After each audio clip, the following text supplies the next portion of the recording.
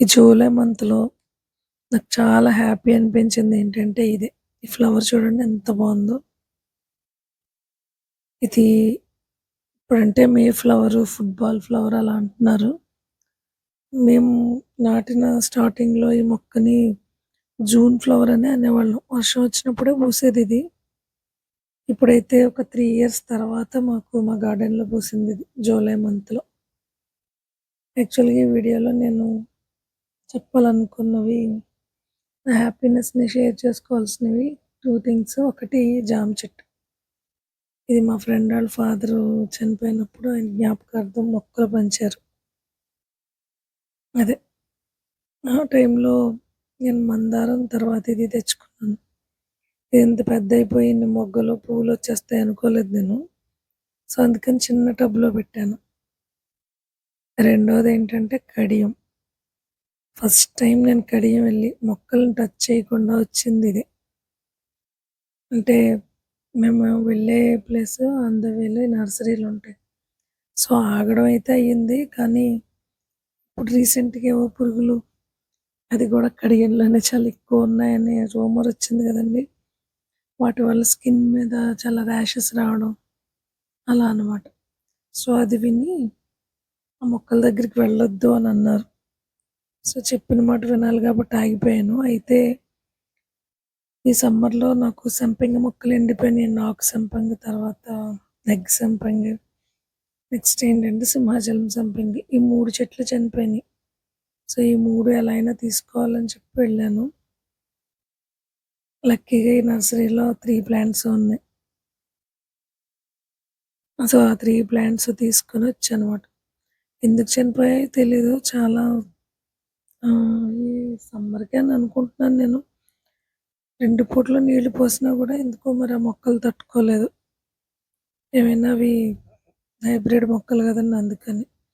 ఇంత చక్కగా పూలు పూసే ఆకు సంపెంగ, తర్వాత సింహాచలం సంపెంగి ఇవన్నీ. మన పచ్చ సంపెంగ ఉంటుంది గదండీ! అది కూడా చాలా వరకు కొమ్మలు ఎండిపోయినాయి. కానీ అది సర్వైవ్ అయింది. ఇవి మాత్రం ఎందుకో చనిపోయినాయి. సో, అందుకని కొత్త ప్లాంట్స్ తీసుకుందాం అనుకున్నా. ఇదైతే బానే సర్వైవ్ అయింది. పర్వాలేదు ఉంది. సో, రిమైనింగ్ ఆ 3 ప్లాంట్స్ కోసం వెళ్ళానన్నమాట. 3 ప్లాంట్స్ తీసుకొచ్చాను. తర్వాత ఒక 2, 3 డేస్ తర్వాత ప్లాంటేషన్ చేద్దామని అనుకున్నాను. ఇదిగోండి 3 ప్లాంట్స్.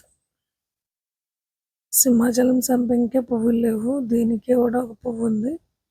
ఎగ్ సంపెంగకి తర్వాత దీనికి కూడా ఉన్నాయి.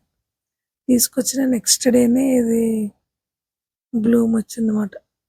ఫ్లవర్ చాలా చక్కగా ఎంత స్మెల్ వస్తదంటే ఇది మామూలుగా కాదు. సంపెంగ అంటేనే మామూలుగా చాలా ఎక్కువ స్మెల్.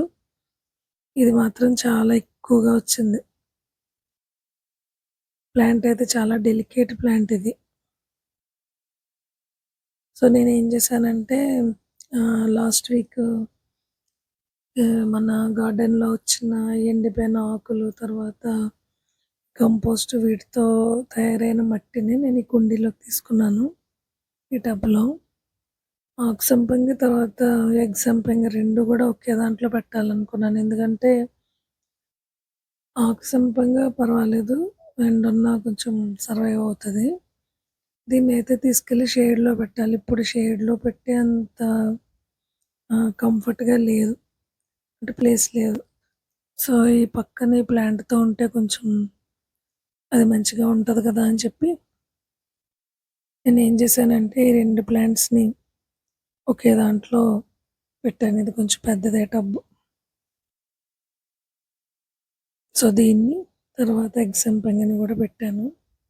చూడాలి ఎంతవరకు సర్వైవ్ అవుతాయో. నిన్నటి వరకు వర్షం వచ్చింది. ఈరోజు ఈ మొక్కలు పెట్టాను. వర్షం రాలేదు.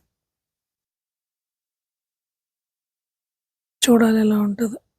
ఇందులో అయితే ఇంక నేనేం కలపలేదు. సేమ్ దాంతో తయారైన ఆ మట్టినే దీన్నంతా ఫిల్ చేశానన్నమాట. ఇది సింహాచలం సంపెంగి. దీన్నైతే సెపరేట్ దాంట్లోనే పెట్టాను. ఇది కిందున్న మట్టి చాలా టైట్‌గా ఉంది. సో, అందుకని ఇంక నేను దాన్ని డిస్టర్బ్ చేయకుండా అలానే పెట్టాను. అలానే పెట్టి ఏం చేశానంటే కొంచెం ఈ ఊక ఉంటది కదండీ! ఆ ఊక తర్వాత మట్టి ఈ 2 కలిపి ఇప్పుడు పైన లేయర్‌గా వేశానన్నమాట. ఎంతవరకు సర్వైవ్ అవుతాయో చూడాలి. అయితే ఇంతకు ముందున్నంత ఎండలుండవు కాబట్టి బానే వస్తాయని అనుకుంటున్నాను. చూడాలి ఫ్లవర్స్ వచ్చాక మళ్ళీ వీడియో పెడతాను.